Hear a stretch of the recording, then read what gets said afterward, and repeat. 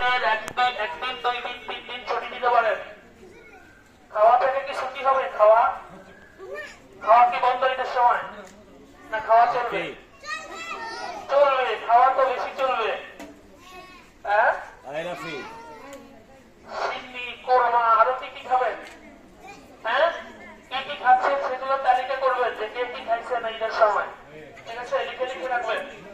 খাওয়া যেহেতু বন্ধ হয় না, অতএব নামাজও বন্ধ হবে না।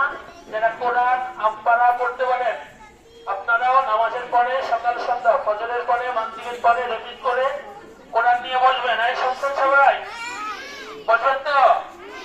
আচ্ছা, এইবার কথা বলি। আব্বু আম্মুর কথা সবাই শুনবেন নাকি শুনবেন না? কেউ শুনবেন না? কেন? মাদ্রাসা বন্ধ, কথা শুনতে হবে কেন? 100 শুনবেন। আব্বু আম্মুর কথার মতো চলবেন, কথার বাইরে চলবেন না। আপনাদের জন্য চিৎকার করতে করতে তাদের গলা ভেঙে যায়, তারপরেও আপনারা কথা শোনেন না, তাই না?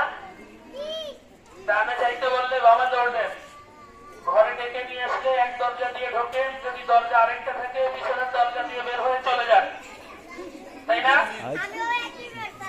আর দরজা যদি একটা থাকে ঘরে ঢোকে দরজার পিছনে লোকায় থাকে, আম্মু সরে গেলে আবার বের